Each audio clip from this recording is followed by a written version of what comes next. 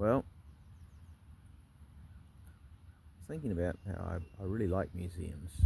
It, it drives my wife a little nuts, as often I have to read every sign and squat down or even lie on the floor and study the inner workings of some machine. What is it that I'm looking for or trying to understand? I'm looking for the thought process behind the design. Um, Often the earliest designs of a tool or machine or product, you'll find the purest form of the logic, purpose, and thought process. Of course, it is also then interesting to look at the later developments of the product that results from the idea. You'll find that definite intentional improvements and refinements, both in function, ergonomics, and ease of manufacture, which is evidence of more creative thought. You'll also probably find versions where it's obvious the manufacturer did not really understand the original intent and function and have added non-functional styling, or changes some detail to them. They've changed some detail to them that seemed accidental but was actually intentional, or reduced material in some critical spot, reducing the function and reliability. And over time, the purity of design and function is often lost.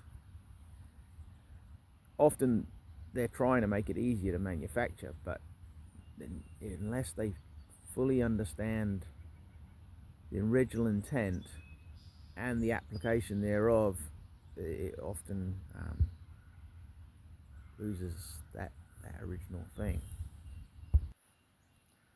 I've found that when I'm making, repairing, or even just using a tool, it is best to try and understand the original intent and thought process of the designer and the maker.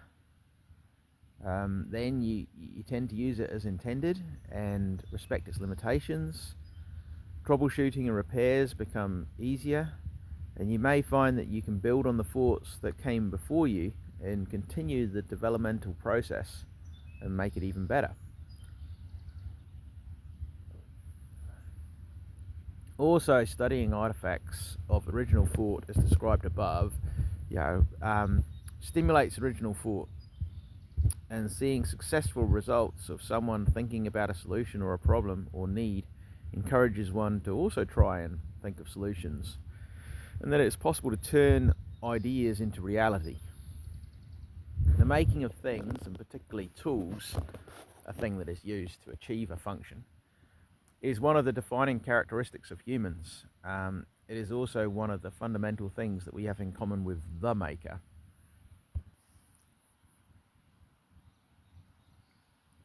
Okay, some of you will instantly think of God of the Bible when I refer to the maker, but others will be wondering what I'm going on about. Some will be nodding with mutual agreement, while others dismissive or even frustrated or mocking of the notion. We'll discuss this in due course. There are thoughts. What are thoughts, and where do they come from, and how do we evaluate them? On their own, thoughts are hard to evaluate. Without context, prior knowledge, and experience, and in some ways most critical of all, viable alternatives.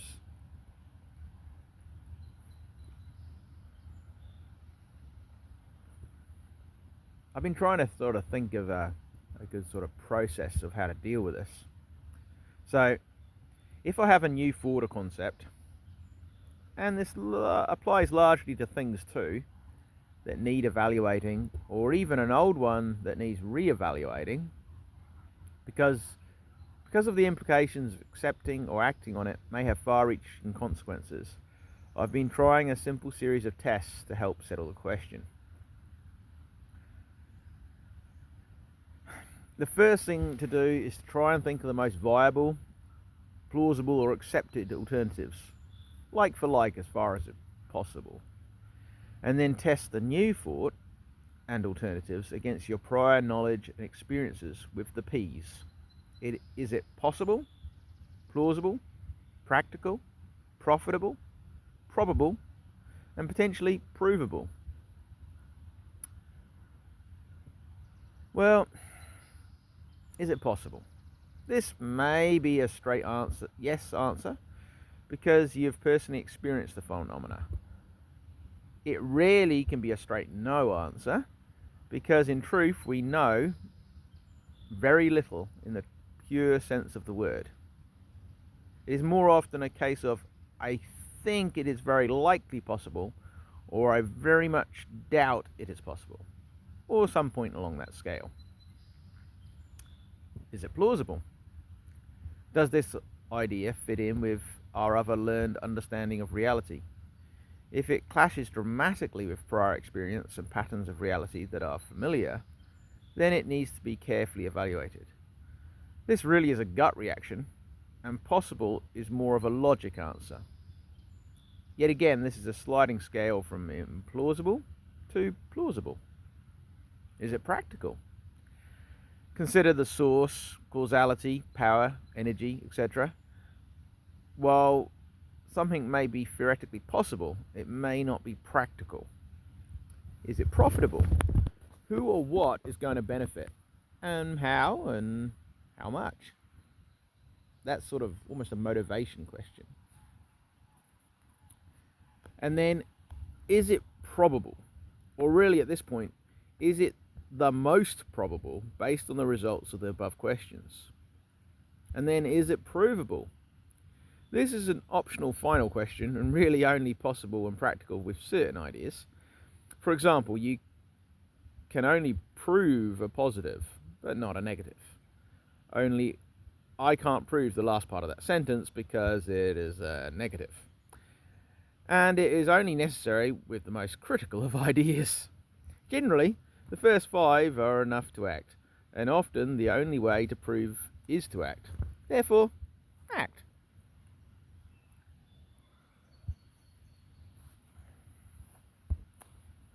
Now, you may have noticed that previously I said in truth we know very little in the pure sense of the word. There is a difference between pure knowledge and practical knowledge. If you have personally experienced and proven a concept beyond any possibility of error, then it's a pure knowledge, as in knowledge of truth or reality. But a dedicated skeptic will soon convince you that nothing beyond I think, therefore I am, is in this category, which really isn't very useful. So practically, there are a lot of other ideas from various sources that we treat as though it is true knowledge. What we generally call knowledge is actually an accepted level of certainty. We build up a worldview from our personal experiences and perspective, and ideas we have learned from others. These all require faith. Faith in our own observation, understanding, discernment, and in the reliability of what we learn from others. Now, this can be a very vulnerable situation, but it is one we all share. This knowledge we build up is not infallible, but our level of certainty can still be reliable from a practical standpoint. With this realization in mind, we can be sure in what we believe, but always being aware that we might not have it quite absolutely right.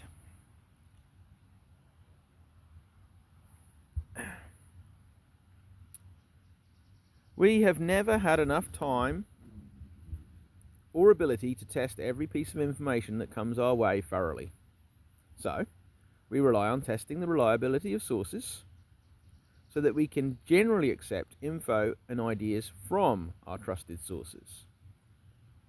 Life is not a contest between knowledge and faith, because basically everything we know is a matter of faith. Reality is more a case of how reliable or faithful is your source. I'm a firm believer that reality is reality. Truth is absolute and objective. However, I'm also convinced that we perceive, interpret, and understand our experience of reality incompletely and imperfectly. And that's my thoughts for now. See you again.